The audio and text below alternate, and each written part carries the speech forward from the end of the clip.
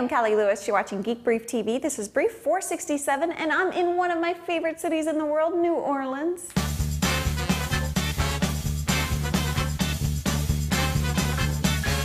Since we're on the road, we didn't get the Apple TV update released last night. Jeff McCord sent us a note, and other bloggers are confirming that the new update breaks boxy. This is only probably a temporary minor annoyance, but it's an annoyance nonetheless. You know, I love my Apple, but I love my Apple TV tons more with all the functionality boxy adds to the mix. Good things added in the update include music streaming from Apple TV to Airport Express stations, support for third-party IR remote controls, playlist from iTunes now visible on Apple TV, and music volume control. There's no way I can defend Apple on this. I can understand that this type of limitation is related to Apple's business relationship with the entertainment industry, but I don't want to see opinions of Apple sour like they did with Microsoft when a company puts antiquated ideas before a great customer experience. It's not unlike what we're seeing with the new MacBooks and MacBook Pros. They won't output copy-protected video purchased from iTunes to external displays that don't include high-bandwidth digital content protection, HDCP technology, and it's exactly the reason I'm a member of the EFF.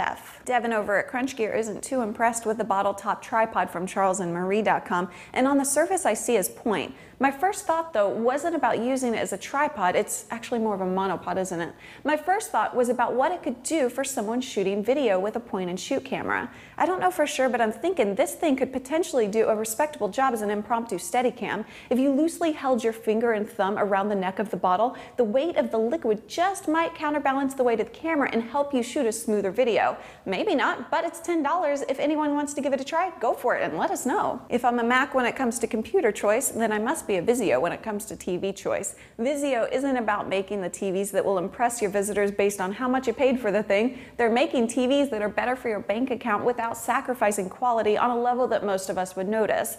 They have new stuff and what may be my first 1080p TV. They're adding a 55-inch, 120Hz smooth motion video LCD HD TV to the Vizio XVT line, and the price is $2,000. The display delivers a 50,000:1 dynamic contrast ratio, has 9 high-def inputs, and uses SRS Labs audio technology for enhanced sound quality. The higher refresh rate means better performance when watching action movies and sports, assuming the source is providing a fast enough signal.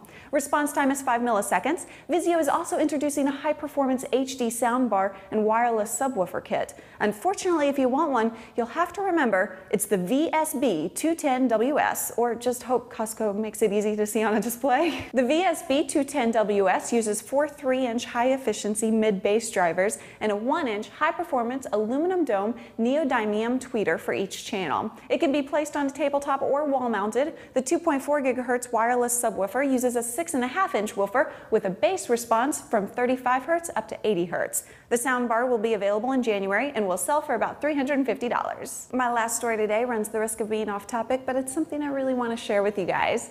We're shooting this brief in our favorite hotel. It's called Loft 523, and it's the hotel where Neil and I started to really have an appreciation for simple modern design. The hotel was closed for a while after Katrina. They're back open, and if you visit New Orleans, you probably don't know about it because it doesn't even have a sign. There are 16 rooms plus 2 penthouses. Each room is a loft with king-size beds by Mondo. Each room has a Fortuny lamp. I think you really have to be a design geek to know about these.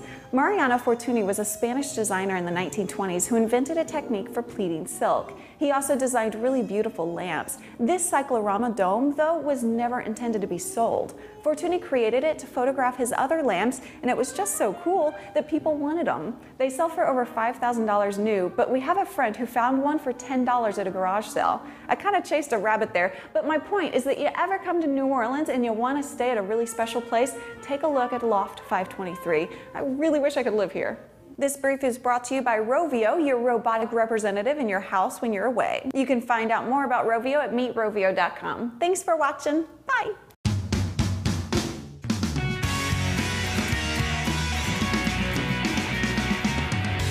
Mariano Fortuny was a Spanish designer This brief is brought to you by Rovio, your robotic representative